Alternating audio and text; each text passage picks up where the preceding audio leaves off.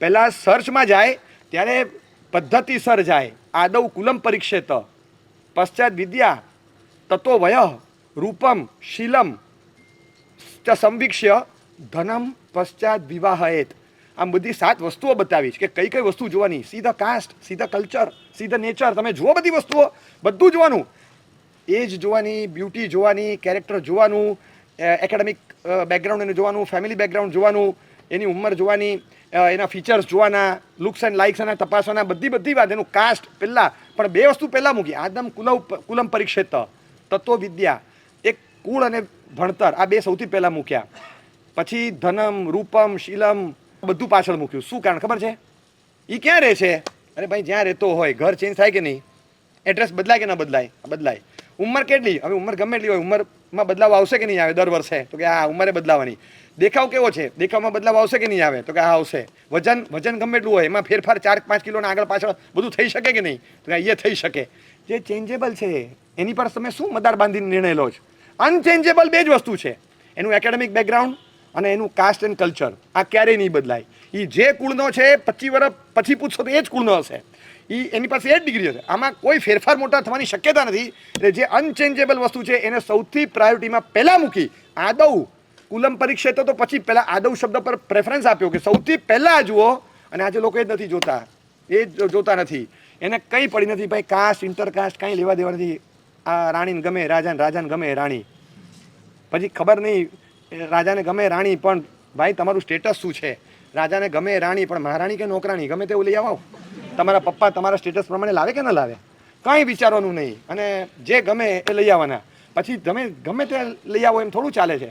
એટલે આપણને જે ગમતું હોય એવું નહીં, પણ કલ્ચર અને નેચર એના આધારે તમારું ફ્યુચર છે. કલ્ચર કાસ્ટની સાથે બંધાયેલું છે.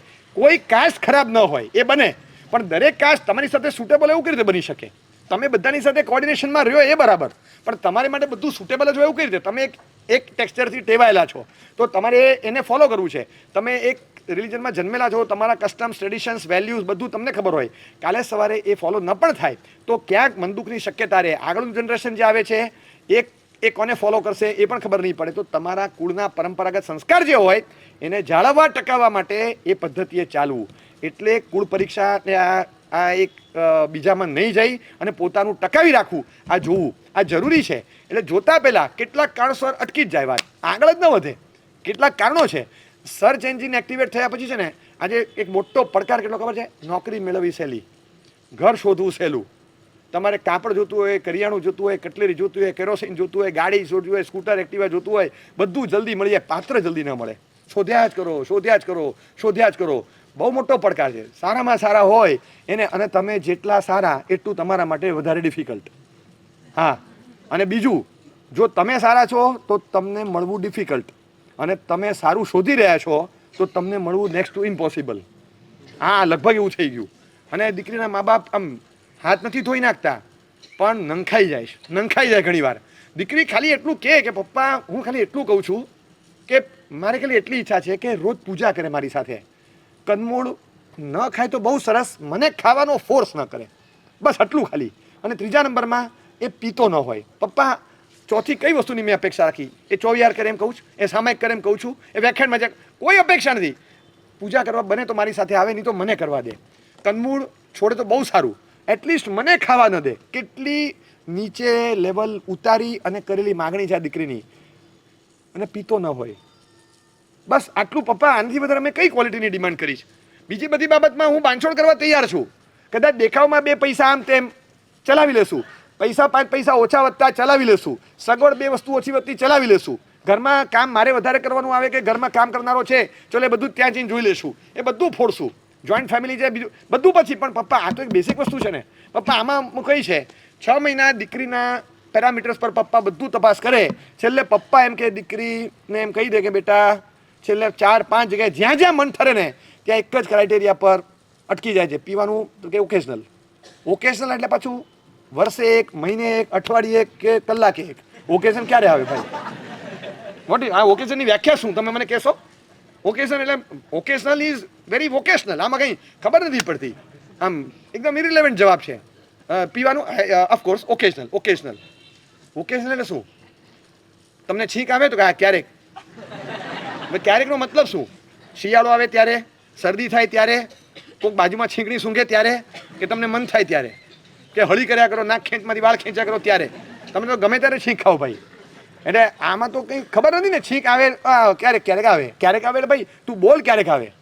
આમાં આપણને ખબર નથી પડતી. એટલે ઓકેઝનલના મુદ્દા પર અટકી જાય અને પછી છેલ્લે પપ્પાએ કહેવું પડે, બેટા સાચું કહું, તું આ એક બાબતમાં બાંધછોડ કરી દે.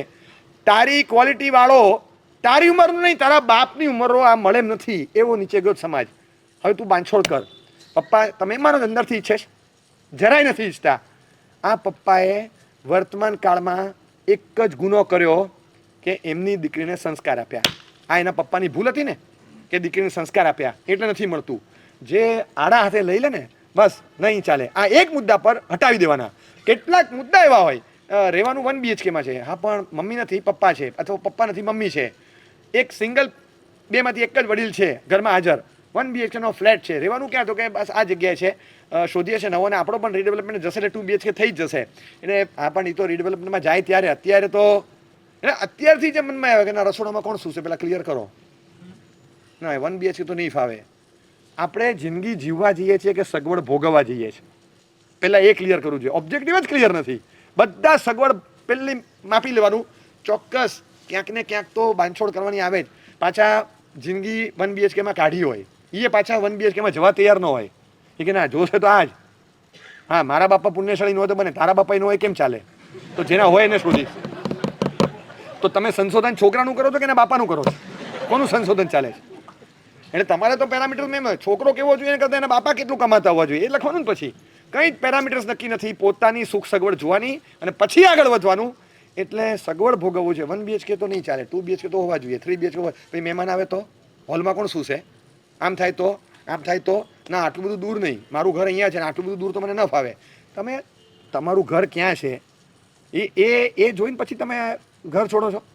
વર્ષે એકવાર જવું, 2 વાર જવું, તમે જજો ને. ના એમ નહીં. આ ઉલટાનું હું તો ત્યાં એમ કહું કે ઘર દૂર હશે ને તો તમારું ઘર હરખું ચાલશે. હા સાચે કહું છું. હા ઘર દૂર હોય ને, આ ઘણા બધા ઘર ભાંગતા હોય છે ને, એમાં ઘર બહુ નજીક હોવાનું એક કારણ બને છે. અને બીજું બપોરના 2:30 થી 3:30 ફોન કોલ, ભયંકર ભયંકર તોફાન. તમે લોકો કેમ તાળી નથી પાડતા? આ 2:30 થી 3:30 હું તમને જો ટિપ્સ આપું છું, ટીપી નથી નાખતો, મને ઘરનો માનજો. 2:30 થી 3:30 તમે આ જ બધું ચાલ્યા કરે, આ જ બધું ચાલ્યા કરે, બધું ચાલ્યા જ કરતું હોય, ચાલ્યા જ કરતું હોય. એટલે આ તો કઈ પદ્ધતિ હોય? 2:30 થી 3:30 મમ્મી આમ છે, મમ્મી આમ છે, મમ્મી આમ છે, મમ્મી આમ છે, પછી ત્યાંથી બધી ટિપ્સ આવે ને. ટિપ્સ પાછી એવી એટલી અફલાતું હોય. આજે તો આમ થયું ને 4 મહેમાન આવ્યા હતા, પછી બીજા 3 આવ્યા, 7 જણાનું જમવાનું, અમે ઘરમાં 3, 10 જણની રસોઈ બનાવી. એની થાકી ગઈ છું ને આજે તો. આ તો તને ફોન કર્યો થોડો ફ્રેશ થવાય એટલે, બાકી તો બહુ થાકી ગયા છે. હું ફોનમાં વાતે સુતા કરું છું. એટલે પેલા મમ્મીને ચિંતા થાય. પછી કહે બેટા જો તને સાચું કહું, તું એક ભૂલ સુધાર. તું ઝડપથી બહુ ઝપાટાબંધ કામ કરે છે ને, થોડું ધીમું કર, થોડું ધીમું કર. આ બહુ ઝડપથી કરે છે ને, બધું તારા પર રહે. થોડું ધીમું કર. એટલે બધા આવશે કામમાં હાથ આપવા. તારી મમ્મી આવશે, તારા સાસુ, બધા જ આવશે કામમાં હાથ અપાવવા. અત્યારે ઉતાવળથી ના કરાય, થોડું ધીમું થવા દે. સ્લો કરીશ ને એટલે બધા, તું રોટલી ધીમે બનાવ એટલે શાક વગરવા કોક આવી જશે. નહીં તો બધું તારા પર રહેશે. હું તને સાચું કહું છું. કારણ કે હવે એમની પર વીત્યું હોય એટલે એને એમ કે મારે મારી દીકરીને વહુ નથી બનાવી, દીકરી જ રાખવી છે. એને કઈ રીતે શિખામણ આપવાની હોય, એના બદલે એ હજી એ ઊંધું જ સમજાવે. સાંભળી, મને આમ કીધું, મને આમ કીધું, તને આમ કીધું તો સાંભળી લીધું તે? 2 કાન જ છે, જીભ નથી આપી ભગવાને તને? આવું મમ્મી શીખવાડે કોઈ દિવસ? બેટા આપણે સહનશીલ રહેવાનું, જરાય ચિંતા નહીં કરવાની છે ને. મેં મારી દીકરી નથી મોકલી, મેં મારી કીર્તિ મોકલી છે સામેના ઘરે. મેં મારી father always save the head to save the crown. A father never sends her daughter, sends his pride on a ride. Don't let it down, save the head to save the crown. બહુ સરસ એક stanza છે કે તમારે માથું બચાવવાનું તો જ તમારું આ મુગટ બચશે. તમે જો એમ માનતા હો કે બાપાએ દીકરી મોકલી છે, ભૂલી જાઓ. બાપ કે માં પોતાની કીર્તિ મોકલે છે અને 20-22 વર્ષની કમાયેલી કીર્તિ કીધું કોકને લઈ જાઓ, સાચવજો. અને એ શું કમાયા હતા એ હવે આમાંથી પ્રગટ થશે. કેટલો છે ને ખરેખર બેઝિક ડિફરન્સમાં તો અમને હસવું આવે ઘણી વાર. આમ હસવું આવે. અમે દીક્ષા આપીએ ને, નવા મહારાજને હમણાં દીક્ષા આપી હોય સાબરમતીમાં, એ દીક્ષા આપીએ એટલે હવે એમને પાત્રા કેવી રીતે બાંધવાના એ શીખવાડવાનું, પછી ઓઘો કેવી રીતે બાંધવાના એ શીખવાડવાનું, પછી પક્ષી સૂત્ર શીખવાડવાનું, અતિચાર શીખવાડવાના, વસ્ત્ર પહેરતા, કામળી ઓઢતા, ઉપધી બાંધતા, વિહાર કરતા બધું શીખવાડવાનું નહીં. અમે દીક્ષા આપીએ પછી અમારી જવાબદારી શરૂ થાય અને અહીંયા પરણાવે એટલે મા બાપ કે અમારી જવાબદારી પતી ગઈ. પછી શરૂ ન થાય તો પતી ગયું. હું પતી ગયું? લગ્ન કરાવો પછી બે ભેગા રહી જોવાની જવાબદારી કોની? કોઈની નહીં. એ તમે જાણો ભાઈ, તમે જાણો. બે જણા હાઈલી ઇન્ફ્લેમેબલ વચ્ચે છેડાછેડી બાંધેલી હોય ત્યાં બોથ વે એરો લખીને લખ્યું હોય હેન્ડલ વિથ કેર, નહીં તો કાળો કેર.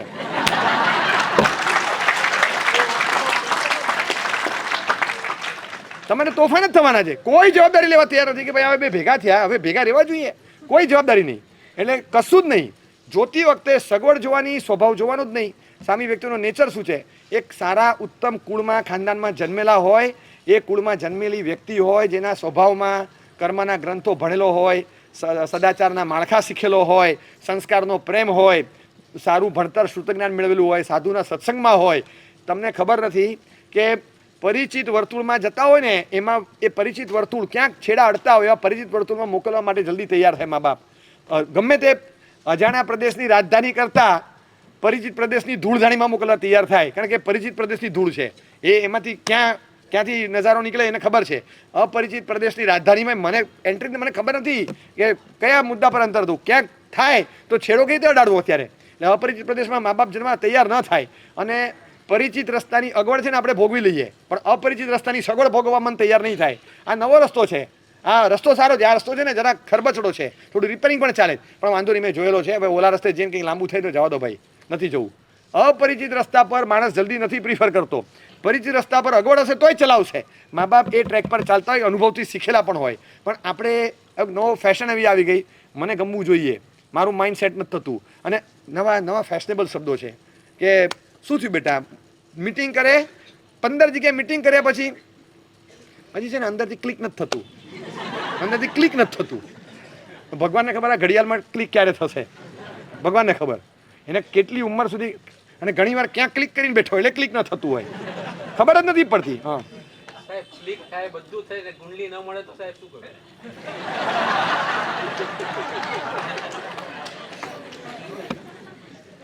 આ પાછો એક બહુ અલગ પ્રશ્ન છે. હું લઈશ પણ હું તમને હજી કહું કે એનું પણ છે ને કંઈ યોગદાન છે. સાવ એવું તમે બાજુ પર નાખીને મૂકી દો, એવું મૂકી દેવા જેવી વસ્તુ નથી. તમે કદાચ એના આધારે વહેમમાં ન આવો, દરેકના ઉપાય હોય એ બને, પણ એના પણ કેટલાક પરિબળો, કેટલાક કામ કરતા હોય છે. કારણ કે જીવન જ્યારે આગળ વધતું હોય ને તો દરેક ગ્રહની પણ એક અસર હોય છે. અમારા ગ્રંથોમાં પણ મુહૂર્ત કાઢવાનું, સારા દીક્ષા હોય, પ્રતિષ્ઠા હોય, અંજન સલાકા હોય, વડદીક્ષા હોય, પદવી હોય, શુભ ચોમાસાનો પ્રવેશ હોય, મુહૂર્ત કેમ જોવાનું? કાળ, ગ્રહ, નક્ષત્ર એ બધાના યોગે કંઈક તમને સફળતા વધારે મળે. કાળનું પરિબળ એડ ઓન થાય તો તમને એ કાળનું ફેક્ટર પુશ આપે તો તમારું કાર્ય જલ્દી સફળ થાય. કેટલાક નક્ષત્રો એવા હોય કે જેમાં વિદ્યાનો પ્રારંભ કરાય, કેટલાક નક્ષત્ર એવા હોય જેમાં વસ્ત્ર નવું કઢાય, કેટલાક નક્ષત્ર એવા હોય કે જેમાં તમારે પ્રયાણ કરાય, વિહાર શરૂ કરાય, કેટલાક નક્ષત્ર એવા હોય કે જેમાં તમારે પ્રવેશ કરાય. એટલે બધે દરેકના ચર અચર એવા સ્વભાવ હોય છે. નક્ષત્ર એવા હોય કે જે ચલ સ્વભાવવાળું એટલે ચંચળ સ્વભાવવાળું હોય, કેટલાક સ્થિર સ્વભાવવાળા નક્ષત્ર હોય. હવે વિહાર કરવાનો હોય તો ચલ નક્ષત્ર જોવાય, ચોમાસાનો પ્રવેશ કરીને બેસવાનું હોય ત્યારે સ્થિર નક્ષત્ર જોવાય, ચારિત્ર લેવાનું હોય તો એમાં એને સ્થિર નક્ષત્ર જોઈએ. એના કેટલાક નિયમો, આ એના જ્યોતિષના આધાર પર બનેલા નિયમો છે. એમ દરેક ગ્રહોની પણ એક સ્પેસિફિક તાકાત છે. દરેક ગ્રહની એક સ્પેસિફિક તાકાત હોય, એ તાકાત પણ એમાં ચોક્કસ એડ ઓન થતી હોય છે. એટલે એમાં એ પરિબળને સાવ ગૌણ નહીં જ કરી શકાય. આપણા જે પ્રસિદ્ધ પરિબળોમાં આ આપણે ગણતા નથી, પણ તમે પૂછ્યું છે તો આવે ખરું, એ જોવાનું ખરું. બ્લાઇન્ડલી તમે કદાચ ફોલો ન કરી શકો, કારણ કે કુંડલીમાં ક્યારેક એવું બને કે સાહેબ આને તો મંગળ છે, નથી કહેતા ઘણી વાર આ મંગળ છે, એટલે તમે એમ જ માનો છો મંગળ એટલે અપમંગળ. મંગળ એ કોઈ પનોતી છે? મંગળ, જો તમને કહું મંગળ કે શનિ છે ને એ પ્રકૃતિ છે, એ પ્રકૃતિ છે. દોષ છે એમ ના માનો તમે, એ પ્રકૃતિ છે. મંગળ આપણે ત્યાં મંગળ શું કરે ખબર છે? મંગળ ઇઝ વેરી એગ્રેસિવ, સ્વભાવે એગ્રેસિવ હોય, એકદમ એગ્રેસિવ હોય. તો એ સંસારની પ્રવૃત્તિઓ રાચી માચીને કરતાં એગ્રેસિવલી કરે. હવે એગ્રેસિવલી સંસારમાં રહેનારો માણસ એના એગ્રેશનને મેચ થાય અને ઝીલી શકે ને, એ સામે પાછા મંગળવાળા હોય તો ઝીલી શકે. એટલે મંગળની સામે મંગળવાળા હોય એવું પ્રિફર કરતા હોય છે. મંગળની સામે મંગળ હોય તો સામે વાંધો ના આવે, પણ મંગળની સામે મંગળ ના હોય તો આ એગ્રેસિવ હોય તો આ એગ્રેશનથી પેલા દબાયેલા રહે. એવું ન થાય એટલા માટે આ કહેતા હોય. અને મંગળ નડે છે અને શનિ નડે છે, હવે આની અસર હોય છે. તો કેટલીક વાર એવું બને, એને મારે હમણાં હવે આ વખતે કરવું છે તો આમાં થાય કે ન થાય? તો કે ભાઈ તમારે મંગળ છે, આમાં મંગળ નથી, આ પણ કે અમને બીજું બધું ગમે છે. હવે આ ખાલી 1 મિનિટ આપણે એક વસ્તુ ભૂલી જઈએ તો વાંધો ના આવે ને બહુ. હવે તમને એમ કહેતા હોય કે તમે 6 મહિના રાહ જુઓ ને, ના હવે રાહ જોવા એવું નથી, કારણ કે પછી છે ને આને તરત યુએસ જવાનું છે, પછી એના ભાઈના લગ્ન આવે, ભાઈ નાનો છે, પહેલાં આનું પતિ જાય ને પછી ભાઈનું કરવાનું છે. એટલે હવે પછી પ્રસંગમાં પહેલાં આનું કરવાનું, પછી આનું કરવાનું છે. એટલે હવે આનું પહેલાં અત્યારે પતાવવું જરૂરી છે, પછી આને પાછું યુએસ જવાનું છે, એટલે પતાવવાનું તો હમણાં જ છે. એટલે આપણે બધી વસ્તુમાં આ ટેબલને કોઈ પણ કલર કરો ને વાંધો નહીં, ખાલી સફેદ દેખાવું જોઈએ. તો ટેબલને સફેદ જ કલર કરવાનો કીધો ને. એટલે આપણે આજે બપોરે 12:30 થી 12:35 વચ્ચેનું મુહૂર્ત કાઢી આપો ને, તેમાં કયું બાકી રહ્યું? તમે મને મુહૂર્ત આપી દીધું કે આ મુહૂર્ત પર તમે ટીક મારી આપો, એવું થયું ને. આપણે નક્કી કરી દીધું. હવે કેટલીક વસ્તુ આ મંગળ હોય છે ને, તો 28 વર્ષ પછી મંગળ એની અસર બહુ ઘટી જતી હોય છે. એ ગ્રહ યોગ એમ કે પછી એની અસર બહુ ઓછી થઈ જાય, ડીમ થાય. એટલે પછી એ તમારે મંગળની અસર જ જ્યારે ડીમ થતી હોય ત્યારે પછી તમે બીજે જાઓ તો વાંધો ના આવે, તો ત્યારે યુ હેવ ટુ વેઇટ. એ વચ્ચે ઊભા રહેવું પડે. પાછો દાંપત્ય જીવનનો ગ્રહ હોય એ કારક છે, દાંપત્ય જીવનનો શુક્ર હોય, સંસારના સુખનો કારક ગ્રહ કહેવાય. તો એની બાજુના ગ્રહ હોય ને એની દ્રષ્ટિ પડતી હોય. આપણે બારીમાં ઊભા છીએ તો હું આમ બહાર જોઉં છું, પણ મને ખબર હોવી જોઈએ કે સામેની બારીવાળો મારી પર જોવે છે, આ બાજુની બારીવાળો મારી પર જોવે છે, આ બાજુની બારીમાંથી પણ કોઈ મને જોવે છે. હું તો આમ બહાર જોઉં છું આમ, પણ સામેની 3 બારીમાંથી મારી પર નજર પડતી હોય ને, એવી રીતે એ જોવું પડે કે શુક્ર આ ખાનામાં બેઠો છે, પણ એની પર કોની દ્રષ્ટિ પડે છે. બુધની દ્રષ્ટિ પડતી હોય તો એ અલગ પ્રકારે હોય, મંગળની દ્રષ્ટિ પડતી હોય તો એ અલગ પ્રકારનું હોય, ગુરુની દ્રષ્ટિ પડતી હોય તો એને ધર્મ, આચાર, સદાચાર એ બધું સૂજે. બુધની દ્રષ્ટિ પડતી હોય તો બીજું કંઈક સૂજે, ઓલાને હરવા ફરવાનું સૂજે, એકને વળી મોશોકત સૂજે. આ બધું થાય, એકને ખર્ચો જ કરાવવાનું મન થયા કરે. આ કયા ગ્રહની દ્રષ્ટિ તમે આની પર પડે છે એ પણ પાછું જોવાનું હોય. અને મંગળ નડે છે છતાં આગળ વધવાનું છે, હવે એની અસર બહુ ન થાય તો શું કરવું? શનિ નડે છે. હવે દરેક ગ્રહના અધિપતિ તીર્થંકર ભગવંતો છે, અને આપણે ત્યાં ઉપાય એવો બતાવ્યો છે. કોઈ પણ સમસ્યા લાવો, એ સમસ્યા એકાંતે નથી હોતી, સમસ્યાના છેલ્લે પાર્ટમાં સોલ્યુશન હોય ને હોય જ. એટલે કેટલીક વાર હું છે ને આમાં બહુ ડીપ ન ઉતરું, કારણ કે તમને બહુ ઉતારવા જેવા નથી, પણ એટલું તમને કહું કે ક્યારેક છે ને દરેક વસ્તુમાં વિવેકથી કામ કરવાનું હોય. અમારી પાસે કોઈક ભાગ્યશાળી આવેલા, એમના ડોટરની કુંડલી કોકને બતાડી હશે, અને પેલા ભાઈએ બ્લન્ટલી, પાછા બેન બેઠેલા, દીકરી બેઠેલી એને સામે કીધું, તમે આગળ વધો પણ સમજીને રાખજો, વિડો થશે ને થશે. હા, હવે આ બેનનું શું થાય મને કહો? અને દુનિયામાં કયો મરદનો બચ્ચો હોય આની સાથે લગ્ન કરે? કોણ નીકળે? એવો કયો ભાઈડો નીકળે? રાણા પ્રતાપે ન કરે, કોઈ ન કરે. કોણ નીકળે? આવું ગ્રહ યોગ જોઈએ તો હોય. કેટલીક વાર એવા કોઈ યોગ આવતા હશે કે જેના કારણે થાય. હવે મને એ કહો કે પેલા ભાઈ તો એટલા અપસેટ, પેલી રડ્યા કરે.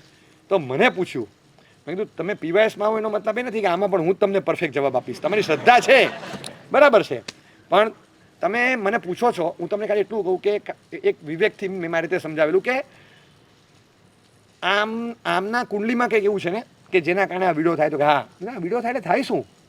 તો કે ઓલો મરી જાય. એ મરી જાય એટલે ગ્રહ આમનો અસર તો એને થઈ ને, આમના ગ્રહની અસર એને થઈ. તો કે હા, તો મેં કીધું આમાં શું કરાય તમને કહું. જેનો શનિ પાવરફુલ હોય એવા છોકરા સાથે કરો તો તમને ક્યાં નડે? શનિ આયુષ્યનો કારક ગ્રહ હોય, પાવરફુલ હોય, તો એના પાવરફુલ ગ્રહની અસર હેઠળ આ વિડીયો ન થાય. જો આની અસર આને થાય તો આના ગ્રહની અસર આને થાય કે ન થાય? આ થાય. બીજું તમે તમારે સમસ્યાના સોલ્યુશનમાં જવાનું. મને કે આપણે કયા જ્યોતિષને પૂછવાનું આવું? મેં કોઈને પૂછવા ન જાઓ. હવે તમને કોકે મગજમાં ભરાયું છે, આ ભરીને બેઠા હોય, એની કેટલાક પછી તમને વિધિ કે દરેકના ઉપાય હોય. મંગળ દોષ છે તો આપણે ત્યાં શાસ્ત્રોક્ત ઉપાયો બતાવેલા હોય. ગ્રહ ગતા એ પ્રતિકૂળ ભાવમ.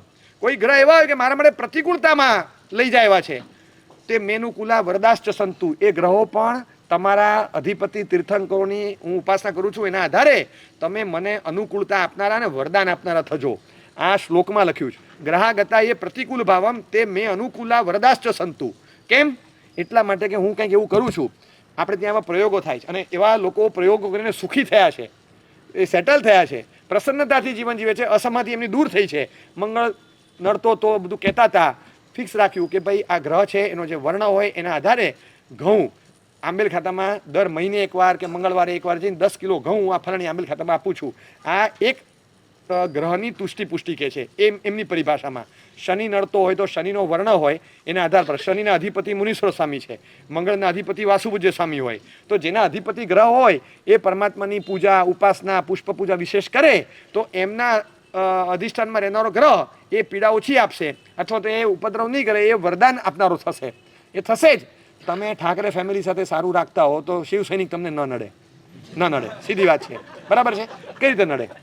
એવી રીતે તમે દરેક તીર્થંકર ભગવંતો જોયા છે. તીર્થંકર ભગવંતો અને નીચે 9 ગ્રહ હોય પલાઠીમાં. પરિકર હોય ને એમાં નીચે દરેક જગ્યાએ 9 ગ્રહ હોય. તમે જોજો ક્યારેક પરિકર જોજો. બાકી સાહેબ ભગવાનની નીચે પલાઠીમાં લંછન હોય, લંછનની નીચેના ભાગમાં 9 ગ્રહ હોય છે. એ આકૃતિઓ હોય તો 9 ગ્રહ તો પલાઠીમાં છે. તમે કહો કે મને આ નડે, મને તમને શ્રદ્ધા હોય ને, તીર્થંકર પરમાત્માની પૂજા બહુ જ ભાવથી કરનારો ને કોઈ ગ્રહ ન નડે. તમે ગ્રહને નડો. તમને કઈ રીતે ગ્રહ નડે? કઈ રીતે નડો? શ્રદ્ધા રાખવાની, એને અનુસરવાનું, પણ ભયભીત નહીં થવાનું. ગભરાટ તો રાખવાનું જ નહીં. દરેકના ઉપાય શોધતા રહેવાનું અને છેલ્લે જીગરથી તીર્થંકર પર આસ્થા રાખીને આગળ વધવાનું. તીર્થંકર પરમાત્માના જમણા અંગૂઠે તિલક કરો અને તિલક કરીને તમને અંદરથી બહુ ડર લાગતો હોય ને, તિલક કરીને નીચે નજર કરો. કહી દેવાનું ઈશારાથી. મારે આની સાથે સારું છે, ઘર જેવું છે, સમજીને રહેજે. પછી કાંઈ ચિંતા ના કરો તમે. પછી કોક, અને અમુક વખતે તો બિચારા એવા કોક મળી ગયું હોય, તમારે 1.5 તોલાની સોનાની વીંટી બનાવી અને એમાં આવો એક સોલિટેર પહેરવો પડશે. જો સમજો તો એમ તમને આવું કીધું હોય, અને તમે નોકરિયાત માણસ 16,000ના પગારવાળા છો. હવે 1.5 તોલાની વીંટી બનાવવાની, એમાં પાછો એક સોલિટેર લેવાનો, અથવા તો 9 નંગ કે 3 ગ્રહના નંગ મૂકવાના. હવે આવું કાંઈ પણ આવ્યું, તમે કરો શું મને એટલું કહો ખાલી. એના આધાર પર તમે શું કરશો? હવે તમે ખર્ચો કરો, ક્યાંક પૈસા લાવ્યા, કોકને બાજુ રાખ્યા, બધું કર્યું, તમને શનિ નડે છે, તમે આમ કરો. ક્યાંક કરવું પણ પડતું હોય છે, પણ તમે પછી કરી લો. પછી 6 મહિના પછી તમને પૂછે કે હવે તમને શનિ નડે, તો ના, શનિ નથી નડતો, હવે સોની નડે છે.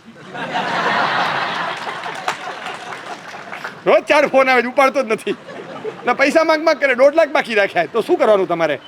એટલે બધે પીડા રહેતી હોય છતાં એને તમે નજરઅંદાજ ના કરી શકો. એના આધાર પર ચાલવાનું અને મદાર રાખવાનો. પણ સર્ચ એન્જિનને એક્ટિવેટ કરતી વખતે બહુ, હું છે ને આને કહું છું કે પૂજા કરવા જાઓ ત્યારે તમારે 7 પ્રકારની શુદ્ધિ સાચવવાની. એમાં મુખ્ય એક વસ્ત્ર શુદ્ધિ, અંગ શુદ્ધિ હોય છે. એવી રીતે ધંધો કરો ત્યારે અર્થ શુદ્ધિ જોવાની છે, ક્ષેત્ર શુદ્ધિ જોવાની છે.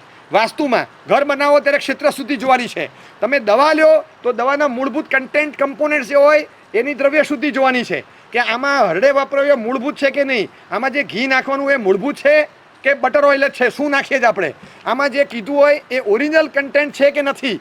ભસ્મ કીધી તો એકચ્યુઅલ ઔષધિની ભસ્મ છે કે ગમે ત્યાં લસોટીને આપ્યું છે, એ મૂળ દ્રવ્યની શુદ્ધિ જોવાની હોય. વસ્ત્ર હોય તો વસ્ત્રમાં પણ સિન્થેટિક ન હોય, પણ મૂળ એક્ઝેક્ટ ફેબ્રિક કોટનનું છે, સિલ્કનું છે, શું છે એ જોવાનું હોય. એવી રીતે આમાં પણ કેટલીક, હું તમને સર્ચ શુદ્ધિની વાત કરું. This is a chapter of search શુદ્ધિ. આ સર્ચ શુદ્ધિ છે. જોતા પહેલાં તમને ખબર પડવી જોઈએ કે આટલી બધી વસ્તુઓ જોવાની છે. તમે 2-4 વસ્તુઓ પર ધ્યાન આપો, બધું તમે જુઓ. ખાલી રૂપ અને રૂપિયા, આ ત્રીજી ચીજમાં જવાનું નહીં. આજે એ ક્રાઇટેરિયા પકડ્યો છે. રૂપ અને રૂપિયા સિવાય ત્રીજી ચીજ નહીં જોવાની. તમે લાઈફ ટાઈમના સંબંધો જે બેઝ ઉપર ઊભા કરો છો, બંને બેઝ તકલાદીને પરિવર્તનશીલ છે. રૂપ પણ કરમાઈ જવાના સ્વભાવવાળું, રૂપિયા પણ ઓછા વધતા થવાના નેચરવાળા. અને બેના આધાર પર ઊભો થનારો પ્રેમ કાયમ ટકે. બે બેઝ જ નબળા છે. તમારું આખું કથકલી થર્મોકોલના પ્લેટફોર્મ પર થાય છે. પ્લેટફોર્મ જ નબળું છે. તા થઈ નીચે આવી ગયા, તમે ક્યાં જાઓ? બેઝ થાવ તકલાદી પકડો તમે. રૂપ અને રૂપિયાના આધાર પર ખાલી કરવાનું, બીજું કંઈ જોવાનું. જસ્ટ લુક્સ એન્ડ લાઇક્સ, બીજું કંઈ જોવાનું નહીં. પૈસા કેવા છે, દેખાવમાં રૂપાળી છે, દેખાવડો છે, સરસ છે, પતી ગયું. ખાલી થોબડાને બાવડા જોઈને પકડી લેવાના કોઈને, એવું કરો તમે લોકો. હા રદ્દી, આ તો હવા ભરી હોય સાયકલમાં ટાયર ફૂલે એવી રીતે આ બધું ફૂલાવેલું છે જિમ્નેશિયમમાં જઈને. આ જિમ્નેશિયમમાં જઈને ફૂલાવે. હમણાં 6 મહિના અહીંયા બેસાડો, કંઈ નહીં થાય, કશું નહીં થાય. તમે એને કહો કે એ બધું પુશઅપ કરે ને પુલઅપ્સ કરે ને બધું કરતો હશે, હમણાં બધું કરતો હશે. હમણાં 6 મહિના તો બધું ઓરિજિનલ જે મૂળભૂત તાકાત હોય એ તાકાત તો યોગની છે, શરીરથી શ્રમથી આવતી હોય છે. આ જિમ્નેશિયમથી તમે ફિટનેસ ટકાવો છો, એ જુદી વસ્તુ છે. That is your skill. તમે સમજ્યા? એ સ્કિલ છે. તમે કન્ટિન્યુઅસ શ્રમપૂર્વકનું, સરસ સંયમપૂર્વકનું જીવન જીવો ને, એ તમારામાં જે આવે દેટ ઇઝ ક્લાસ. હા, skill temporary, form temporary, class permanent છે. કોહલી આખા વર્લ્ડ કપમાં ન રમે તોય ફાઇનલમાં એને રમાડવો પડે, because class is permanent, form is in temporary. હંમેશા જોવાય. જેનો ક્લાસ હોય ને એમાં ન જોવાનું હોય, એમાં ન જોવાય. 3 ઓવરમાં 35 રન આપી દીધા છે, હા બરાબર છે, તોય છેલ્લી ઓવર ડેથ ઓવરમાં પછી એને જ અપાય. કેમ? અરે એને જ આપવું પડે ભાઈ. એમ જોડાઈ ગયો. અરે ભાઈ, જ્યારે કટોકટી હોય ને ત્યારે સ્ટેટિસ્ટિક્સ ના જોવાય, એક્સપિરિયન્સ જોવાનો હોય. આ એક વેવલેન્થ મેચ થતી હોય ને એવા લોકો સમજી શકે, એને ખ્યાલ હોય. એવી રીતે કેટલીક વસ્તુઓ અનુભવથી આવતી હોય, એ અનુભવથી જ જોવાની હોય. ક્લાસ જોવાની વાત આવે, એ ક્લાસ એટલે શું? તમારો અંદરનું નેચર, વ્યક્તિ ભેગી થાય છે. હું તમને એમ કહું, રૂપ અને રૂપિયાના આધારે સંબંધ ઊભા થાય છે. સૌથી વધુ હું તમને છે ને કેટલાક નામો આપું, તમે જોજો કે મધ્યમ અને અત્યંત મધ્યમની નીચેના પરિવારમાં ડિવોર્સ રેશિયો કેટલો છે અને શ્રીમંત ઘરોમાં ડિવોર્સ રેશિયો કેટલો છે. રૂપિયાના આધારે સંબંધ જો સ્થિર રહેતા હોય, સૌથી વધુ અસ્થિરતા ત્યાં છે. કારણ કે અહીંયા પણ અને અહીંયા પણ બે જગ્યાથી રૂપિયાની ગરમી ટકરાતી હોય છે. એ બહુ ભારે થઈ જાય. અહીંયા 44 ફેરનહીટ હોય, અહીંયા 90 ફેરનહીટ હોય. હવા 100 ફેરનહીટ ગરમી, ઘર ભડકે બળે પછી એના ન થાય. એટલે આ ગરમીથી ગરમી ટકરાતી હોય છે. એટલે શ્રીમંતાઈ આવે એટલે એમ નહીં માનું કે સંબંધની સ્થિરતા રૂપિયાના આધારે છે. બીજું હું તમને કેટલાક નામ આપું, બરાબર છે? મને ખાલી કહેજો. રિતિક રોશન, ઇમરાન ખાન, અઝહરુદ્દીન, સંગીતા બિજલાની, જેમીમા, આ બધામાંથી રૂપાળું કોણ નહોતું? મને નામ કહેશો? કોણ રૂપાળું નહોતું? ફોટોજેનિક પર્સનાલિટી હતી બધાની. સંસાર ભાંગ્યા કેમ બધાના? શેના કારણે ભાંગ્યા? ઇમરાન ખાન હવાર પડે મોદીને કે કાશ્મીર મુદ્દા પર વાર્તાલાપ કરશું તો જ ઠેકાણું પડશે. એલા ભાઈ, તારા ઘરમાં ઠેકાણું પાડે ને વાર્તાલાપથી પહેલા.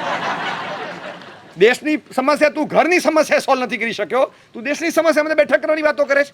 બેઠક કરો તો બેઠક પહેલા ઘરમાં કર. સ્વભાવ ટકરાતા હતા, અહમ ટકરાતો હતો, રૂપ પીગળીને ઓગળી ગયું ને સળગી ગયું બધું. બધા રૂપાળા ચહેરા નથી સ્થિર રહી શકતા, ધનના ઢગલા પર બેસેલા કોઈ સ્થિર નથી રહી શકતા. સ્વભાવથી માણસ સ્થિર થાય છે. જ્યાં મ્યુચ્યુઅલ અન્ડરસ્ટેન્ડિંગ હોય, જતું કરવાની, ગળી જવાની, ખમી ખાવાની, આ બધી વૃત્તિઓ હોય, ત્યાં કોઈ દિવસ વિચાર કર્યો તમે કે લગ્ન થાય પહેલાં એંગેજમેન્ટ થાય, એ એંગેજમેન્ટ અને લગ્ન વચ્ચે એક ગેપ પીરિયડ હોય છે, ખબર છે? અમારે જેમ વડ દીક્ષા અને દીક્ષા વચ્ચે હોય એવો, બરાબર? હવે આ બેની વચ્ચે ગેપ પીરિયડ હોય છે. પહેલાં ભેગા થાય, બેસે, સર્ચ કરે, એ સર્ચ કરીને પછી ભેગા થાય. એ શેના માટે થાય? એ શા માટે ગેપ પીરિયડ શેના માટે રાખે છે? મને ખાલી મને લોજિકલ આન્સર આપી શકો કે લગ્ન પછી સોમવારે એંગેજમેન્ટ અને બુધવારે લગ્ન એમ નથી હોતું, સવારે એંગેજમેન્ટ સાંજે લગ્ન એવું નથી હોતું. હા, લગ્ન અને એંગેજમેન્ટ વચ્ચે 5 વર્ષનો ગેપ પણ નથી રાખતા, એ બરાબર, હજી સમજાય. પણ એક 6-8 મહિનાનો 12 મહિનાનો ગેપ રાખવાનું પ્રયોજન શું? બે કારણ હોય. એક તો કે લગ્ન માટેની તૈયારી કરવાનો ટાઈમ મળી રહે, થોડું ધામધૂમથી કરવા આવે એટલે, અને બીજા નંબરમાં એકબીજાને ઓળખી શકાય. બરાબર બરાબર. ચલો, ધામધૂમથી તૈયારી કરવાનો ટાઈમ મળી રહે એ તો મને લાગે છે ને, હું તમને સમજાવું, કદાચ એક જ અઠવાડિયામાં પણ થઈ શકે છે. જેને ધામધૂમ પરવડે એવી છે એના માટે કંઈ વરસની જરૂર નથી, બરાબર? એ એક અઠવાડિયામાં ઊભું કરી શકાય. એમાં કોઈ નવાઈની વાત નથી. તમારે હોલ બાંધવાનો નથી, ભાડે લેવાનો છે, બરાબર છે? હા, એ બધી વાતો છોડી દો તમારે. બીજું ના ના ના ના, તમારું બીજું કારણ વજૂદ, પહેલા કારણ વજૂદ વગરનું છે. આવો પોલાદી છે. બીજું કારણ પોકળ છે, પહેલું, બીજું પોલાદી કારણ છે. મજબૂત કારણ બીજું છે. એ agreed. I disagree on the first point. Second point agreed કે એકબીજાને જાણી શકે, ઓળખી શકે. બરાબર, એકબીજાને ઓળખી શકે એટલે એકબીજાનું શું ઓળખી શકે? સ્ટ્રેન્થ કે વીકનેસ? ના ના, ખોટી વાત. સ્ટ્રેન્થ જરાય નહીં. સ્ટ્રેન્થ તો હતી એની કરતાં ડબલ બાયોડેટામાં લખીને આપીશ. એ પછી તો બે જગ્યાએ હા પડીશ. એ વાંચીને અંદરથી ક્લિક થયું. તો પછી એકબીજાની વીકનેસ લખી હોય કોઈ દાડો? આટલી હાઈટ, આટલા વાઈટ, આટલું ભણેલા, આમ તેમ, અહીંયાથી આ ડિગ્રી, આ યુનિવર્સિટીની, આમ બધું લખી દીધું હોય. અવાજ કોઈ કરે તો મગજ ફાટે છે, આવું લખ્યું હોય? સ્કૂટર મિનિમમ સ્ટાર્ટિંગ ફ્રોમ 120 આ સ્પીડે ચલાવવાની કુટેવવાળા છે અને દર 6 મહિને એક જણને ઉડાડે છે, આવું લખ્યું હોય? એમનું કીધેલું ન થાય તો દરવાજાને કાચ બધું તોડી નાખે છે, આવું લખ્યું હોય કોઈ દાડો? એમને તમે એક ચીજમાં, એમની ધારેલી ચીજમાં જો અટકાવો તો કોઈના બાપનું સાંભળતા નથી, આવું લખ્યું હોય ક્યારેય? વીકનેસ ક્યારેય લખી ન હોય કે ના હોય? મારી એ હોય, તમારી કઈ રીતે ન હોય? હા, પણ મને હું તમને એ કહું છું કે સ્વભાવ જન્મજાત હોય, પાત્ર તો નવજાત છે ને, આજે લાવો તમે, એ હમણાં લાવો. એ તો મને કે સ્વભાવ જન્મજાત હોય, બરાબર છે, પણ તમે આજે લાવો ને, તમારા માટે તો આજે લાવવાનું. તમારે આજે ખબર પડે છે કે આમાં મરચું કેટલું, ધાણાજીરું કેટલું, સાકર કેટલી. કોઈક પાત્રમાં સાકર વધારે હોય, તમે સાંભળો તો ડાયાબિટીસ થઈ જાય. કોઈકમાં મરચું વધારે હોય, બાજુવાળો ખાઈ તો તમને સિસકારા બોલાય. ઘણી વાર એવું હોય, તમે શું લાવો છો તમને ખબર છે કે લાલ મરચું છે, ખાંડ છે કે ખાલી લોટ છે, તમને કંઈ ખબર નથી. કેટલીક વસ્તુ હાવ મીઠા વગરની હોય, તમે લાવો ત્યારે ખબર પડે કે આમાં તો મીઠું જ નથી, ના હોય ઘણી વાર.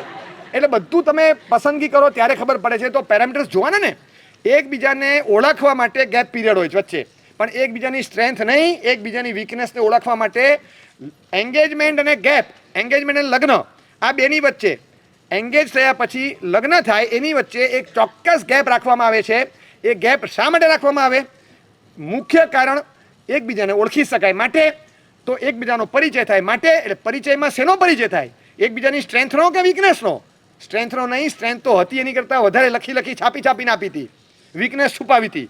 એકબીજાની વીકનેસનો પરિચય થાય અને ટુ ઓવરકમ ધ વીકનેસ, ત્યારે તમને ખબર પડે કે અચ્છા આપણે આવું કરી દઈએ ને તો ઇરિટેટ થઈ જાય. Two overcome the weakness you can make your plans accordingly. એટલા માટે વચ્ચે ગેપ રાખવામાં આવે કે અચ્છા એટલે આટલી નબળી કડી છે, દરેકની દુખતી નસ હોય, એ ન દબાઈ જાય, એ રીતે તૈયારી કરીને પછી આપણે આગળ વધવાનું. એટલા માટે વચ્ચે ગેપ આપે. એ study the weakness of each other, અને ઓવરકમ કેવી રીતે કરવું એનો પ્લાન બને માટે. હવે પ્રશ્ન આવશે, હવે મજાનો પ્રશ્ન આવે કે ધારો કે સ્ટ્રેન્થ જોઈને હા પાડ્યા પછી વીકનેસ દેખાણી, સ્ટ્રેન્થ જોઈને હા પાડી અને પછી વચ્ચેના ગેપ પીરિયડમાં વીકનેસ દેખાણી, તો ના પડાય કે ન પડાય? હા, ના, હું તમને સાંભળો, હું તમને પૂછું છું, તમે મને પૂછો એ પહેલા જ હું તમને પૂછું છું. ઘણા તો એવું બધું સાંભળ્યું છે, ઘણા તો એમ કહે છે કે આ પીરિયડમાં આ ચેક કરવાનું હોય કે ભાઈ ના પાડવી કે કેમ, એમ વીકનેસ ખબર પડે તો ના. હું સમજાવું, હું તમને કહું. BCCIનો પ્રોગ્રામ જાહેર થાય, અત્યારે ઓસ્ટ્રેલિયાની ટૂર, આ ટાઈમે વેસ્ટ ઇન્ડિઝ ટૂર, આ ટાઈમે બાંગ્લાદેશની ટૂર, પછી ઇન્ડિયામાં ઇંગ્લેન્ડવાળા રમવા આવશે, બધી ટૂર જાહેર થાય, બરાબર? વર્ષનું 2 વર્ષનું આખું કેલેન્ડર બહાર આવે. પ્રોફેશનલ પ્લેયર એ જોઈ લે, કદાચ કોઈ પણ કારણસર એને એમ છે કે ઓસ્ટ્રેલિયા સામે નથી રમવું, કારણ કે શું છે, નકામી આપણી એવરેજની પત્તર ઠોકાઈ જાય છે, કંઈ પણ એને લાગતું હોય, એ કે આ ટાઈમ પર મારે ફેમિલી ઇસ્યુ છે, કંઈ પણ છે, હું આ ટાઈમે ઉપલબ્ધ નથી, કહી શકે, બરાબર છે? ઓસ્ટ્રેલિયન ટૂરમાં વયો ગયો, ઓસ્ટ્રેલિયન ટૂરમાં સિલેક્ટ થયો, ત્યારે કંઈ બોલ્યો નહીં, હું ઉપલબ્ધ છું, એને હા પાડી, એને સિલેક્ટ કર્યો, એમનું નામ છાપે ચડી ગયું, છપાઈ ગયું, એ પછી ત્યાં ગયો ખરો, નેટ્સમાં ઓસ્ટ્રેલિયન બોલરને બોલિંગ કરતા જોયા, તેની પ્રેક્ટિસ મેચ જોઈ, અરે આ તો ભૂકા કાઢી રાખે છે, અને પછી કે મારે નથી રમવું, ચાલે ખરું? તમે ટીમની સામે રમવું કે નહીં એ તમે નક્કી કરો, પણ ટૂર પર ગયા પછી ત્યાંની પિચના ઉછાળ જોઈને પાછા ફરો, એ બેટ્સમેન કહેવાય? એ બેટ્સમેન કહેવાય? ત્યારે પછી હેલ્મેટ પહેરીશ, પેડ્સ પહેરીશ, ચેસ્ટ પેડ પહેરીશ, પણ રમીશ, બસ એમ રહેવાય.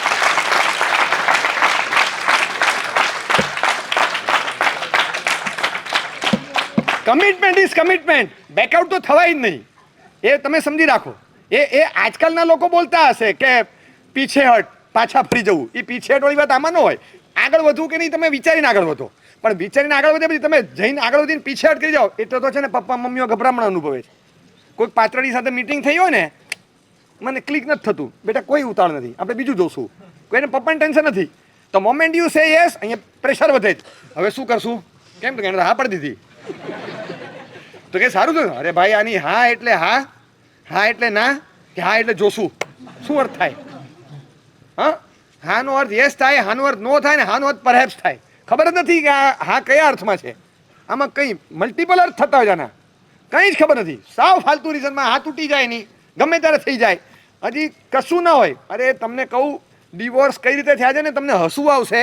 મેં કેસીસ વાંચ્યા, અહીંયા એમને નથી આવતો હું જોવા માટે. એક તો મારે એવા મેચમાં રેફરી તરીકે ઊભા રહેવાનું હોય જે મેચ રમવાનો કોઈ દાડો અનુભવ ન હોય.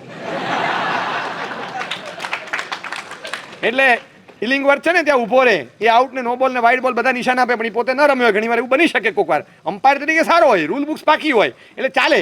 એટલે અમ્પાયર બનવા માટે રમવું જરૂરી નથી, રૂલ્સ આવડવા જરૂરી છે. તમે સમજ્યા? ઘણા અમ્પાયર છે, સિલેક્શન પેનલમાં હોય, અનુભવ હોય, એ થાય એમ અનુમાનથી પણ એટલો જ સચોટ અનુભવ થાય. મને તમે છે ને ઘણી વાર ઘણા પ્રશ્ન થાય કે સાહેબ તમે આ બધો અનુભવ કર્યો નથી, તો તમે કઈ રીતે તમે એક્સપ્લેન કરી શકો છો? હું તમને સીધું ઘણી વાર મને પ્રશ્ન પૂછતા હોય, વ્યાખ્યાનમાં કોઈક લગ્નની વાત કરું, કોઈ રસોડાની વાત કરું, તમે તો સાહેબ આ બધો અનુભવ કર્યો નથી, તમે તો નાની ઉંમરે દીક્ષા લીધી, તો તમને આ કઈ રીતે ખબર પડે, આમ કઈ રીતે? અરે ભાઈ, આમાં કંઈ બધું કંઈ અનુભવીને થોડી ખબર પડે. હા, કૂતરો આ મોઢું ખોલીને બગાસું ખાય અને લાંબુ બગાસું ખાય છે. હું તમને કહું કે આંગળી મૂકીને 1 2 3 4 5 6 7 8 9 10 તમે દાંત ગણો તો દાંત ગણીને બંધ બધો અડીને દાંત ગણવાના 1 2 3 4 5 6 7 8 9 10 એમ અડીને દાંત ગણો તો ગણાય ગણાય કેમ શું થાય? અનુભવ કર્યો છે? જો સાચો જવાબ છે ને બટકું ભરી જાય. અનુભવ કર્યા વગર બોલે છે એટલે બટકું ભરે ને એની રાહ ન જોવાય, દાંત ન ગણાય. બસ દાંત ન ગણાય. અનુમાનથી ખબર પડે એ હોશિયાર કહેવાય, અનુભવથી પણ ખબર ન પડે ને શું કહેવાય તમને ખબર. એટલે કેટલીક વસ્તુ અનુભવથી ન હોય, અનુમાનથી જ ખબર પડતી હોય, બીજાના અનુભવ પરથી પણ શીખાતું હોય અને અનુમાનથી ખબર પડે. પણ આ વસ્તુ સચોટ છે કે કેટલીક વસ્તુઓમાં આપણે જોયા વગર આગળ વધતા હોઈએ તો ત્યાં મિટિંગમાં બેસતી વખતે પૂછવાનું હોય, એકબીજાના સિચ્યુએશન સમજીને પૂછવાનું હોય. ત્યાં મિટિંગમાં બેઠો હોય ત્યારે એકબીજાની વીકનેસ ના આવે નજરમાં, પણ ઓબ્ઝર્વેશન તમારું હોય ને તો ઘણું તમને સારું પડે. ત્યાં બેઠા છાપેલા કાટલા જેવા સવાલ આપી દીધા. હવે છે ને બધા કોર્સ આવતા હોય તૈયાર. મિટિંગમાં બેસા શું પૂછવાનું? તમને કયો કલર ગમે? તમને ક્યાં ફરવા જવું ગમે? તમારો ખાસ ફેવરેટ સ્પોટ કયો? અને જો ભૂલમાં બોલી ગયો ને હઠીસિંહની વાડી કે જા ભાગ, હા બોલો ને જો હઠીસિંહની વાડી અને સીધો પાચેન પોળમાં ધકેલી મૂકે બગાડા ને. હા હઠીસિંહની વાડી ગમે બોલો. હા શું આ જોતો ખરો કંઈ કેવો માણસ છે આ. દુનિયા બહુ અલગ પ્રકારે છે, અલગ. એને તમને છાપેલા 4 સવાલ આપી દે. મને એ કહો કે એને બ્લુ કલર ગમે છે કે નથી ગમતો, એના આધારે તમારે આને ગમાડવો કે નહીં કઈ રીતે તમે નક્કી કરો છો? મને તમને શું ભાવે? હવે એને ઢોકળા ભાવે છે કે ઢોકળી ભાવે છે, એના આધારે આ વ્યક્તિને લેવાય કે નહીં નક્કી કરી નાખવાનું. એવું બને કે નહીં? એને ઢોકળા ભાવે છે, મને ઢોકળા ભાવે છે. એને હાંડવો નથી ભાવતો, મને નથી ભાવતો. જોડી બનશે એ આના પરથી બની જાય, આના પરથી બની જાય. હા હા પૂછવું શું જોઈએ?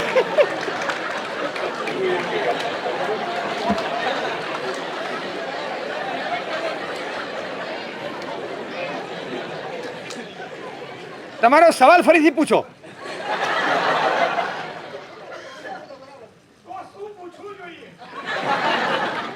હું તમને કહું, આમાં તમને ખરેખર કહું, MBAની કોર્સ આવશે એ સ્ટ્રીમમાં ઘણીવાર કેવું હોય છે, એક્ઝામ લે તો એક્ઝામમાં એ લોકો શું કરે ખબર છે? સિચ્યુએશન્સ આપે. કંપનીમાં આમ થયું છે, જૂનો સ્ટોક પડ્યો છે, પોલિસી ચેન્જ થઈ જાય, આમ થઈ ગયું છે, આમ થઈ ગયું છે, આમ થઈ ગયું છે, કંપનીને બહુ મોટી તકલીફ આવી ગઈ છે, આનું સોલ્યુશન શું? અને પછી તમારે સોલ્યુશન એકચ્યુઅલી હકીકતમાં કોઈક કંપનીનું આ બ્લન્ડર હોય કે કોઈ કંપનીનું આ તકલીફ હોય અને એ સિચ્યુએશન તમારી સામે ક્વેશ્ચનરી તરીકે મૂક્યું હોય, બરાબર? અને તમે જ્યારે આન્સર આપો ને ત્યારે એ કંપનીવાળા હાજર હોય, તમારા આન્સરમાંથી એને સોલ્યુશન મળતું હોય છે. એટલે એકચ્યુઅલ જે આવું થાય તો શું કરવું એ ક્યાંક થયેલું હોય એના આધારે તમને પૂછે. એવી રીતે હું તમને કહું કે સોલ્યુશન પૂછતી વખતે છે ને, જો આગળ વધવાનું હોય તો એવું પૂછી શકાતું હોય તો તમને લાગતું હોય ને તો હું તમને 2-3 સવાલ કહું કે જો આપણે સમજો કે આગળ વધીએ કોઈક બાબતમાં, સમજો કે કંઈક ભૂલ થઈ અને મમ્મીએ તને કંઈક 2 શબ્દનો ઠપકો આપ્યો, એ વખતે હું તને સપોર્ટ આપવાને બદલે હું મમ્મીના સપોર્ટમાં રહું, ત્યારે સંબંધ ટકશે કે તકરાર થશે આપણા બે વચ્ચે? આ એક સવાલ પૂછો. બીજા નંબરમાં કે તમે ઘરે આવો અને તમને ખબર પડે કે આજે 14 છે, મેં તો ચોવિયાર કર્યો છે અને તમારે એકલાને જમવું પડે, તો પછી તમે આ ચલાવશો કે નહીં ચલાવો? તમને ગમશે કે નહીં ગમે? એ તમે પૂછો.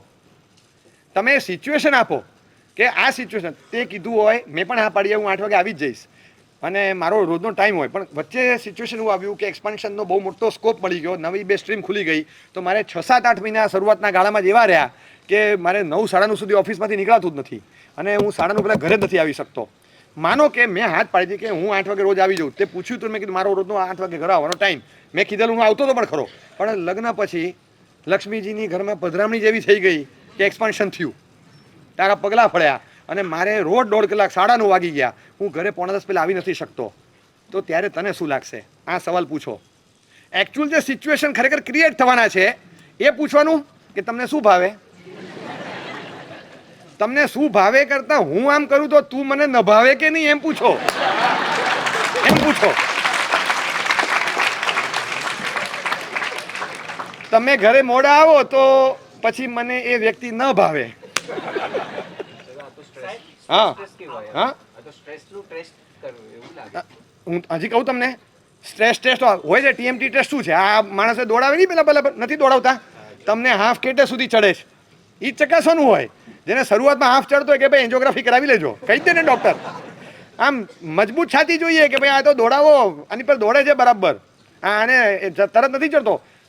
તાકાત ને 1.5 મિનિટ તમે ટકી જુઓ TMT મશીન પર, 1.5-1.5 મિનિટમાં તો ભલભલો હાંફી જાય, ગમે એવો દોડતો હોય.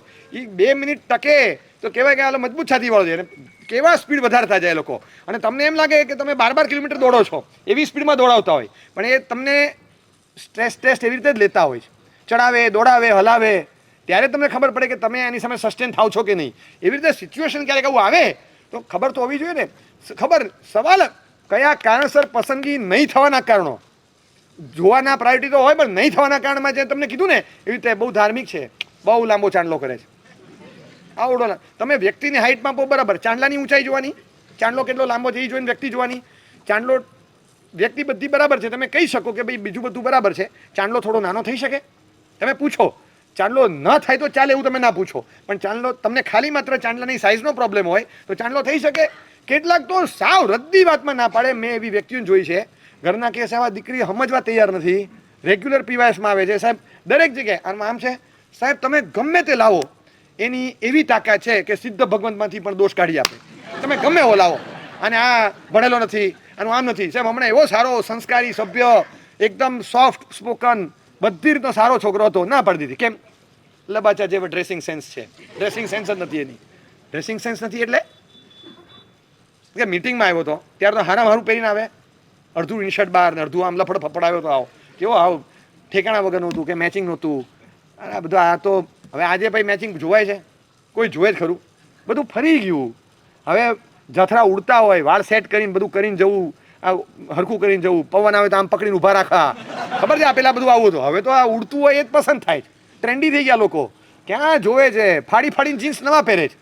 હવે આ અને એના વધારે પૈસા આપીને ચૂકવું ના. મને આપણે તો પહેલાં કેવું થતું, જીન્સ ફાટતા હોય તો એલા હાથના બાવડા દુખી જાય એટલું રફું કામ કરતા, સિવિલાઈ કરતા. એ જ વખતના હાચવી ના રાખ્યા હોત પેલા, ખબર હોત તો. જમાનો બદલાવવાનો ખબર હોત તો ના રાખ્યા એ વખતના. પણ લોકો બધા બદલાઈ ગયા, માપદોડો બદલાઈ ગયા, એટલે હવે આ ના ચાલે. પણ ડ્રેસિંગ સેન્સ જ પ્રોપર નથી, ના ચાલે. ડ્રેસિંગ સેન્સ પ્રોપર નથી તો તમારે તો છે ને વ્યક્તિ બેજાન હોય ને તોય ચાલે. ડ્રેસિંગ સેન્સ જ જોવાની. જો છોકરી આટલું જ જોતી હોય કે એના કપડાં પરથી, લુકઆઉટ પરથી એનું આઉટલુક શું છે એ જોવાનું છે, એનું લુકઆઉટ કેવો છે નથી જોવાનું. પણ એ જોયા વગર તમને હજી કહું કે કોઈ છે ને અહીંયા સારી દુકાન હોય ને શર્ટિંગ શૂટિંગની, એ સારી દુકાન પર જાઓ, તમને સારામાં સારો, જો આવું કોઈની પસંદ હોય ને ત્યાં સારામાં સારો મળશે તમને.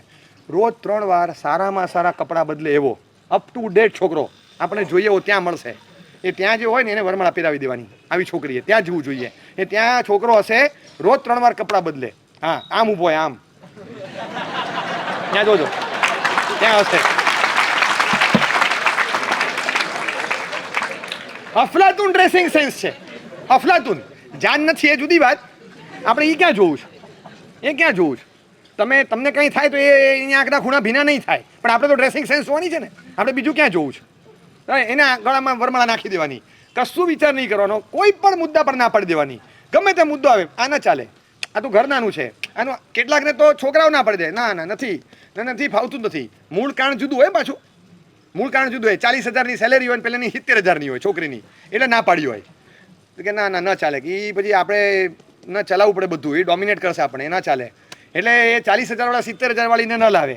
હવે સ્ટ્રેન્થ વધશે, બીજું બધું બરાબર છે, આ છે તે છે, એ બધું નહીં જોવાનું. આ મુદ્દો નડતો હોય કેટલાકને, એટલે કારણ બીજું આપે કે નથી, મને નથી મેચ નથી થતું, મને આમ ફ્રીક્વન્સી મેચ નથી થતી, એટલે બધું આમ અલગ અલગ પ્રકારના. એટલા નવા દર 15 દિવસે નવું એક ટેસ્ટ પેરામીટર નીકળે. ક્લિક નથી થતું, પછી એક પેરામીટર નીકળે, આમ અંદરથી અવાજ નથી આવતો, પછી એક નીકળે, ખબર છે, વાઇબ્સ ચેક નથી થતું, વાઇબ્સ ચેક કરું છું. હા વાઇબ્સ ચેક, આ નવો ફંડા છે ને હમણાંનો, આ ગઈકાલનો. આમ એવું બધું નવું આવે, કાલે શું આવશે કંઈ ખબર નહીં, નવું નીકળ્યા જ કરે. ભગવાનને ખબર તમને ક્યારે કઈ રીતે થાય. ફ્રીક્વન્સી મેચ નથી થતી, કુંડલી મેચ થતી હોય તો ફ્રીક્વન્સી મેચ ન થાય, ફ્રીક્વન્સી મેચ થતી હોય, કુંડલી મેચ થતી હોય, સ્વભાવ મેચ ન થાય, કંઈક તો મિસમેચ જ છે. એટલે પેરામીટર્સ બધા અલગ પકડીને બેઠા હોય. આ બધા કારણ સર ઘરમાં ધર્મનું વધારે પડતું છે, ઉપાસની એકદમ નજીક રહે છે, એના ઘરમાં દેરાસર છે, તો ઘરમાં દેરાસર છે તો એમાં તકલીફ ક્યાં પડે? અરે બધી 5-15 જણા રોજ પૂજા કરવા આવે, અરે હા તો કેમ દરવાજો ખુલ્લો રાખવાનો? એટલે તમારી તકલીફો કહું છું આ કે કયા કયા કારણ છે, ના પાડવાના કારણ કયા તમને ખબર છે કે તમારા ઘરમાં સવારથી સાંજ સુધીમાં 8 થી 10 જણા જો આવતા હોય ને, બહારના પૂજા કરવા આવે, ચા નાસ્તો કરવા આવે, મહેમાન તરીકે આવે, આ ઘરની ચડતી કાયમ થાય. એક જૂની કહાવત છે, બહુ સરસ પંક્તિ છે, ચડતા દિનનું પારખું નિત આવે મહેમાન. તમારા ઘરે રોજ મહેમાન આવતા હોય ને, સવારે પૂજા કરવા આવ્યા, આંગી કરવા આવ્યા, દર્શન કરવા આવ્યા, ચા પીવા આવ્યા, માણસે વોરવા આવ્યા, ગમે તે, આ ચડતા દિનનું પારખું, તમારા દિવસો ચડતી પર છે, એની પરખ શક્તિ છે. આ ટેસ્ટ છે, you are testing your progress. આ પ્રોગ્રેસિવ પીરિયડ ચાલે તમારો. ચડતા દિનનું પારખું નિત આવે મહેમાન, પડતા દિનનું પારખું ઘેર ના આવે શ્વાન. કૂતરોય ના આવે, કૂતરો પણ તમારા ઘરે ના આવે હોય એ જુદું હોય, તમે પાળો હોય એ કૂતરો ન કહેવાય, એ સભ્ય કહેવાય. બહારનો કૂતરો તમારા ઘરમાં ના આવે, એ ના આવે તો તમારે સમજો કે હવે ગયા અસ્તાચલ પર જઈએ છીએ, મહેમાન આવે, કોઈ આવે, આ મુદ્દા પર તમને ના પાડી દઈએ કે ના ચાલે. તમે એટલે પછી તમે સાથે રહો છો તો ઘરમાં મેમ્બર કેટલા છે? કે બસ હું, મારા પપ્પા મમ્મી અને ભાઈ ભાભી. મોટા ભાઈને લગ્ન થઈ ગયા છે, એમને એક છોકરો છે, એટલે બસ પપ્પા મમ્મી ભાઈ ભાભી, એમનો ટેણીઓ અને હું આટલા છે, અને એક બેન છે. બેનના તો જો કે લગ્ન થઈ જશે 2-3 વર્ષ પછી, પણ અત્યારે અમે 8-9 જણા છીએ. ઓહો એ બી પપ્પા પૂછે શું? પપ્પા I don't want to go and maintain એની ધર્મશાળા. હું ધર્મશાળામાં જઉં અને ભોજનશાળા હેન્ડલ કરું, એ નહીં થાય. આવડું મોટું જોઈન્ટ ફેમિલી હોય એટલે ના પડે. જોઈન્ટ ફેમિલીમાં નથી રહેવું. જોઈન્ટ ફેમિલીમાં તમને ખબર કેટલું શીખવા મળતું હોય જોઈન્ટ ફેમિલી રહેવાથી. ખાલી ફેમિલી સારું છે, બધી રીતે છોકરો સારો છે, પણ મેમ્બર્સ વધારે છે ઘરમાં. ના, એ જોઈન્ટ ફેમિલીના કારણે એને એમ લાગ્યા કરે કે જોઈન્ટ ફેમિલી નથી રહેવું. શું તકલીફ શું પડે? જોઈન્ટ ફેમિલીમાં રહે તો ગ્રેચિસ ને ક્લેશિસ થવાના ચાન્સીસ પણ વધારે છે. કેમ? એક ભાઈ નું થોટ પ્રોસેસ અલગ હોય, બીજા બેનની થોટ પ્રોસેસ અલગ હોય. ભાઈ એમ વિચારે કે અત્યારે ટાઈમ છે આપણે એન્જોય કરે, બેન એમ વિચારતી હોય કે આપણે સેવિંગ્સ કરે. તો the more the people the more the clashes. તો એક જણ ખર્ચો કરી નાખે, પછી બીજા ખર્ચો ન કરે એટલે ક્લેશ થાય. હું તમને હજી સમજાવું, આ જોઈન્ટ ફેમિલીમાં થવાનું બરાબર છે. એ તો અમે 2 જણા ભેગા રહો તોય થવાનું છે. છતાં જોઈન્ટ ફેમિલીમાં ઘણીવાર એવું બનતું હોય, અને આ પ્રેક્ટિકલ બની શકે કે એક ભાઈએ ખર્ચો કરીને ગાડી લઈ લીધી, અને પછી આના વાઈફ કહે કે એમણે ગાડી લીધી, તમે એક્ટિવાની ના પડતા હતા, એને ગાડી લીધી કે ન લીધી? એને વિચાર કર્યો કંઈ? ઉપાડી દો ને કંપનીમાંથી પૈસા. આપણે કેમ આ ક્લેશિસની સંભાવના જોઈન્ટ ફેમિલીમાં, જોઈન્ટ બિઝનેસમાં આ રહેતું હોય છે. હું તમને એ કહું છું કે ફેમિલી વ્યૂ નથી, એટલે ફેમિલી વ્યૂ હોય ને ત્યાં આગળ આ પ્રશ્ન જ નહીં આવે. Where there is a family view, ત્યાં એક જણે ખર્ચો કરી નાખ્યો હોય તો એ ખર્ચાને ઓવરલેપ કઈ રીતે કરવો, કવર કઈ રીતે કરવો, બીજી રીતે કઈ રીતે પ્રોટેક્શન આપવું હાઉસ ઇકોનોમીને, એ બીજો ભાઈ સંભાળી શકે. ટીમ સ્પિરિટ જ આ છે. ટીમ સ્પિરિટ આ છે ને. તમે ગઈકાલની મેચ શું જોઈ? અક્ષર પટેલે 28 રન આપી દીધા, પછીની ઓવરમાં બુમરાએ હોળ આપ્યા. એ કે એણે આપ્યા તો હું કેમ ના આપું? એણે 2 આપ્યા તો જીત્યા. એ જ જોવાનું હોય કે એ ખર્ચો કરે એટલે હું કરી નાખું. તો ટીમમાં આવવાનું કેમ રાખો? તો ભાઈ કાલે મારો વારો આવશે, કોઈક વાર હું જોડાઈ જઈશ, ત્યારે એને ટાઈટ બોલિંગ નાખવાની છે. બોલર્સ હરકો પરફોર્મ ન કરે તો બેટ્સમેને વધારે રન બનાવવાની જવાબદારી લેવી પડે. બેટ્સમેનનો ધબડકો વળી ગયો હોય તો બોલર્સે થોડા રને બનાવવા પડે ને ટાઈટ બોલિંગે કરવી પડે. પછી તમે તો યાર રમતાય નથી, બેટિંગ અમારી કરવાની, બોલિંગ અમારે કરવાની. ભાઈ કોઈક વાર એવું બને, કમાનાર વ્યક્તિ કમાય નહીં તો ઘર ચલાવનાર જે બેન હોય ને એ ઘર પણ ચલાવે ને દુકાને ચલાવી જાણે. હા, મર્યાદિત આવડતમાંથી અર્થોપાર્જન કરે ને ઘરે ચલાવે, બધુંય કરતા હોય. EMI ભરવાના છે તો 2 જણા કમાય ને બધું કરે, એ બધી આવડત હોય. બેટિંગ અને બોલિંગ બંને ભેગા થાય ને ત્યારે ટીમ બને. કોઈ ટીમમાં 11 બોલર નો હોય, કોઈ ટીમમાં 11 બેટ્સમેન નો હોય, ક્યારેય ન હોય. અમે 600 રન બનાવીએ, 11 બેટ્સમેન રાખીએ, બને જ નહીં. આ કોઈ દિવસ ટીમ છે ને ધંધો કરી શકે અને ઘર સંભાળી શકે, ઓફિસ સંભાળી શકે ને ઘર સંભાળી. 2 વ્યક્તિ ભેગી થાય ત્યારે સંસાર ચાલે છે. 2 જણા ભેગા થઈને બંને ધંધો જ કરતા હોય તો ઘર ન ચાલે. એના છોકરાને એકે મમ્મી ન મળે ને 2 પપ્પા મળે. આ એવું થાય પછી. આ તમે જો એવા બાળકો પછી જે હોય ને એને તમે પૂછો તમારા મમ્મી, તો કે મારા મમ્મી નથી, 2 પપ્પા જ છે. હા, એ તમે એક મૂછવાળા એક મૂછ વગર ન હોય, દેટ ઇઝ ડિફરન્ટ. બાકી 2 પપ્પા જ મળતા હોય છે ને. એટલે પછી પેલા છોકરાને મમ્મીનું વાત્સલ્ય, મમ્મીનો એવો ટાઈમ, એ બધું ના મળે. એ ઇન્ટિમસી એને મમ્મી સાથે ન થાય.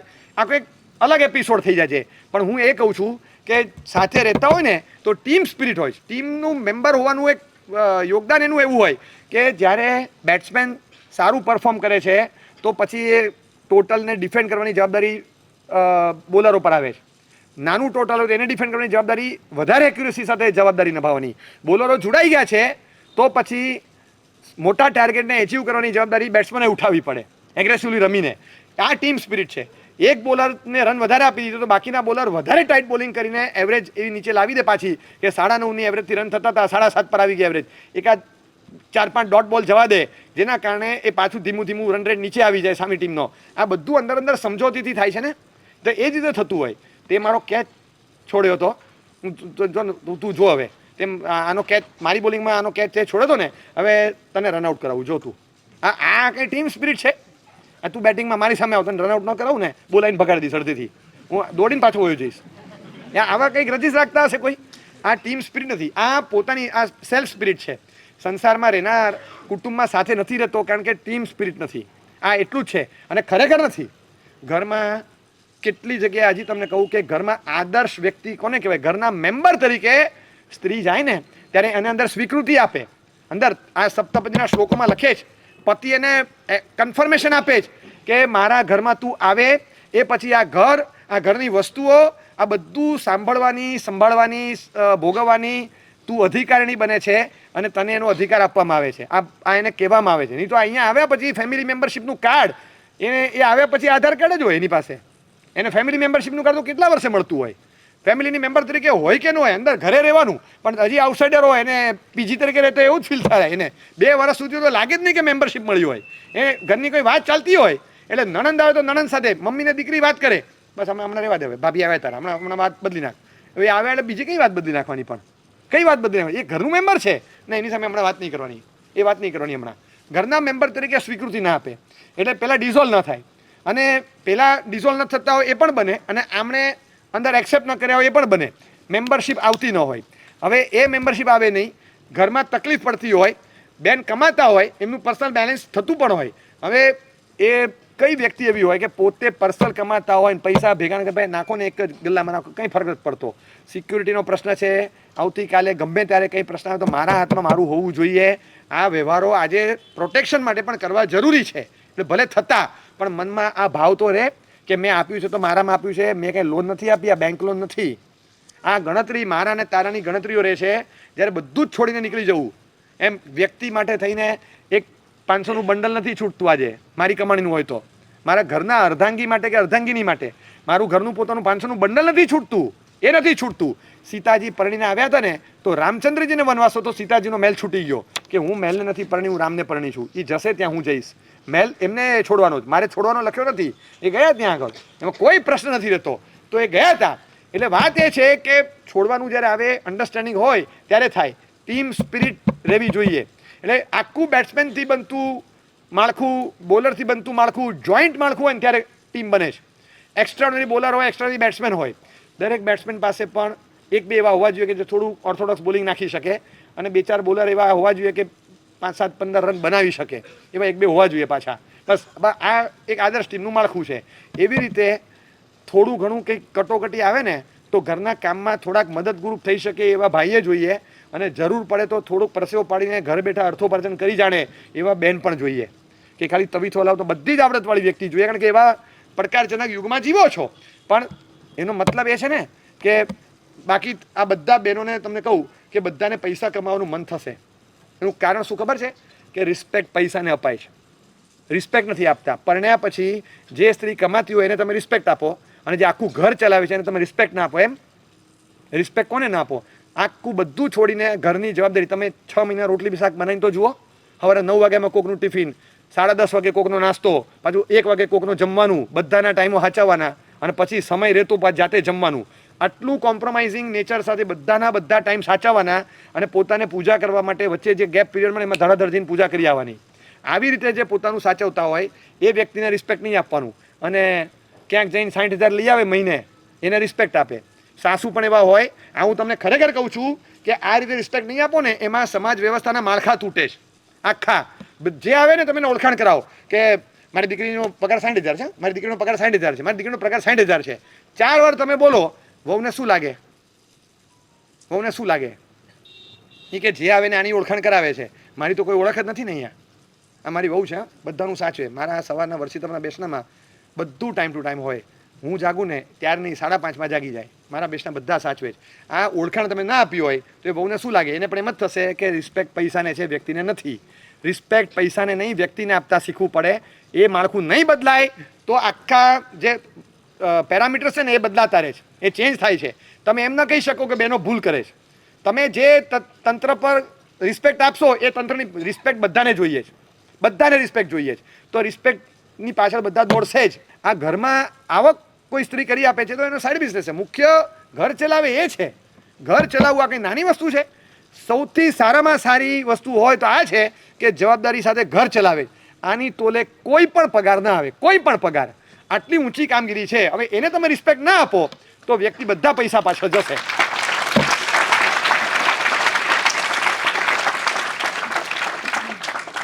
એટલે લગ્ન પછી રિસ્પેક્ટ આપતા શીખવું પડે.